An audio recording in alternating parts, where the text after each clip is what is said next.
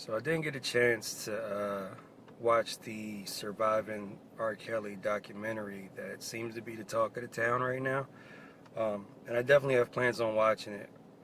But I kind of felt compelled to talk about the topic in a little bit of a different manner.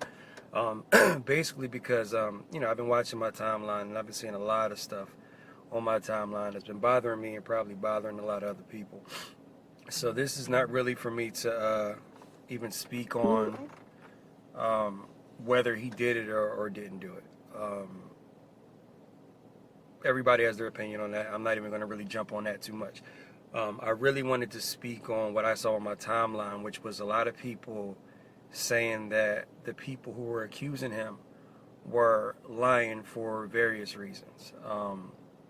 Basically saying, oh, well, they're lying on R. Kelly, or if all this stuff happened like they say it did, then why are they taking years and years and years to come out and speak about the situation? And where are all these women coming from? Like, why is everyone coming out the woodwork to speak on the situation? And I kind of wanted to answer those questions for the guys who are giving them. And the answer, or one of the answers for you, which is, why is it taking so long for these people to come forth, is you. You're the reason why. You're the reason why a lot of people feel like they can't come out and say certain things that happened to them so long ago because of people like you. They fear being shunned. They fear, people telling them that they're lying. They fear all the negative backlash from them being victims. And, a lot of times it's strictly off of people like you who, even though they might have evidence that says otherwise, because they have an affinity for the person that's accused, they will back them. And they will say, hey, this person is too much of a great artist, a great comedian, a producer of movies, or whoever, to do what they're being accused of, which is false. I'm not sure why we as a people put these celebrities on such a high pedestal as if they're not humans, but that's our fault. That's not the victim's fault.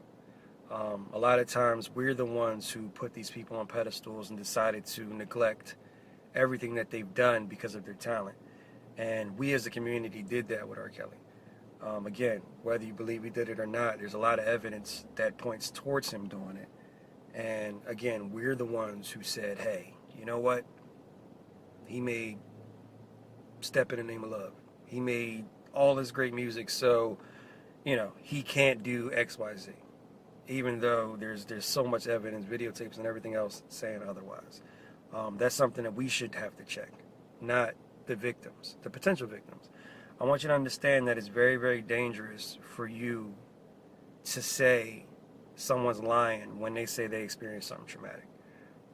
You really don't know what you're telling this person when they come forward finally, because it takes strength, courage, and everything else to even come forward. And then when they do, you come out the woodworks to say, oh, no, that didn't happen. Or, this can't be true because you took so long. And, why did you take so long to come forth if it did happen? Let me share a story with you.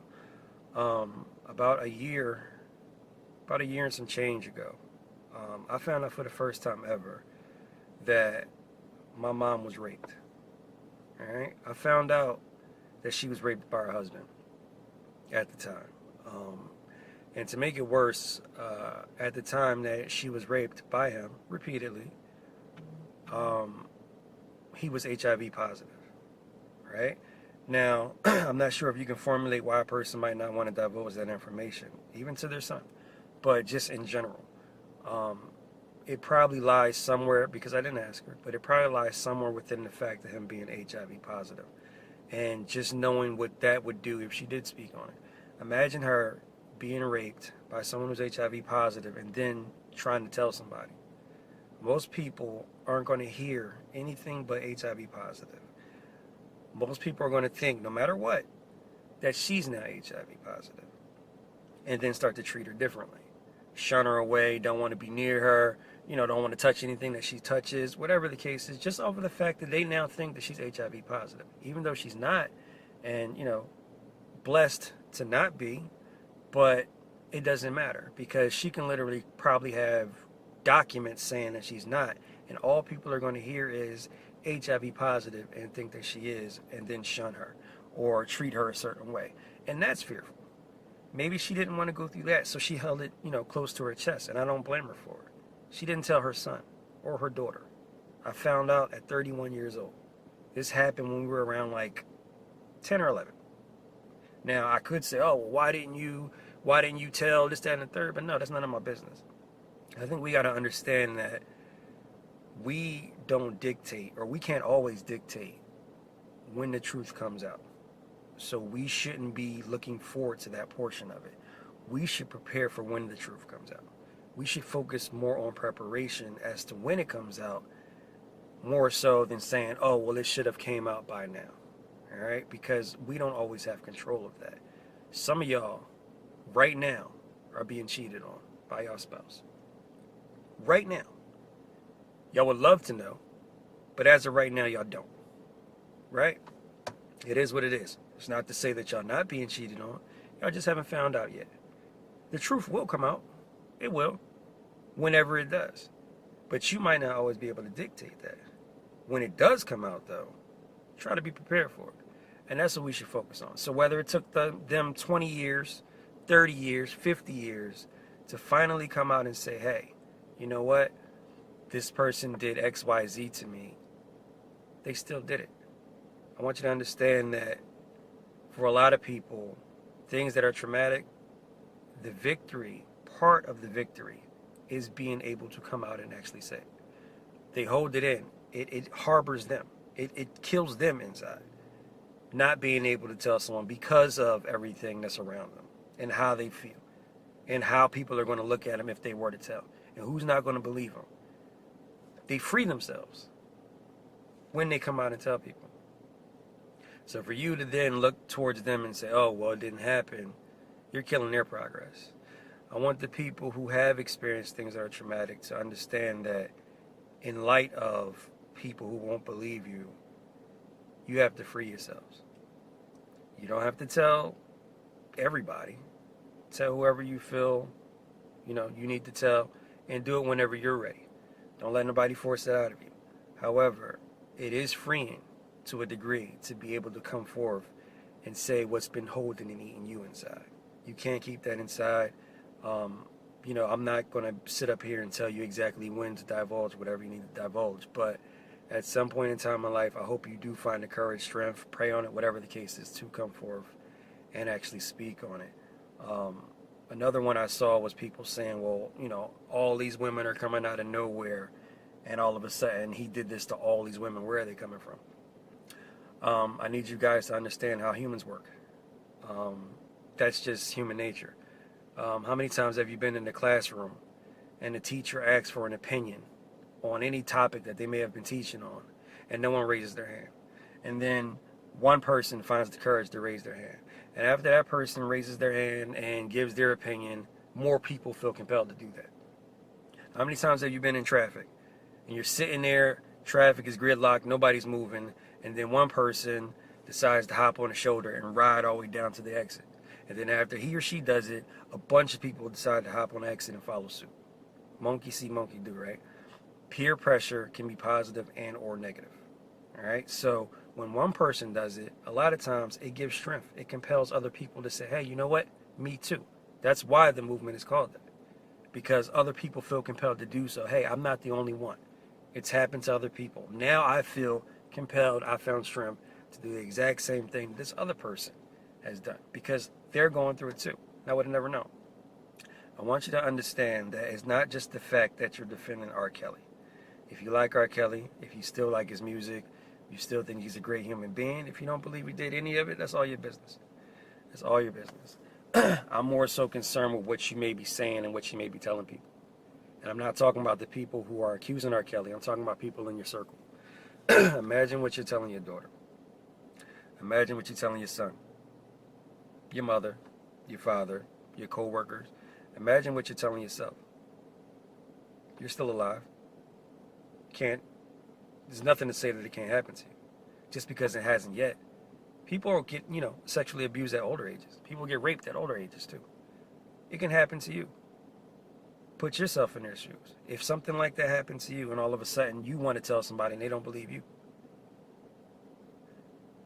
I need you to understand that, because chances are, it's a great chance that there's people in your circle right now that you talk to on an everyday basis that have been sexually assaulted, raped, abused, so forth and so on, that you talk to every day and you don't even know it. It's more commonplace than it needs to be. It's all around you. It happens all the time.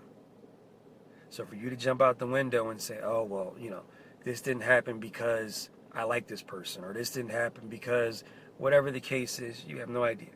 You talk to people every day that went through that. It's offensive. It's offensive to a lot of people. And I want you to understand that you're offending people in your circle. Forget R. Kelly. It's okay to have an opinion. Everybody has them, and that's perfectly fine. What I'm really asking is for people to be a little bit more responsible with their opinion, if possible. I understand how social media works. There's some, you're going to find what you find. People are just mean, ignorant, whatever the case is. But if possible, just be a little bit more responsible with your opinion, because you don't know who you're offending. And the people that you're offending, you might actually care about. You might care about. And you might not even know that you're hurting them, because you're saying, oh, well, this wouldn't happen or this didn't happen. How dare you? How dare you? Honestly, how dare you actually tell them what happened to them? You weren't there either. You weren't there, I weren't there. And if you wasn't there, you can't speak on it. You can't speak on it.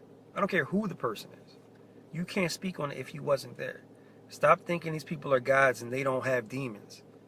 Everybody does. Money doesn't take away demons. It doesn't.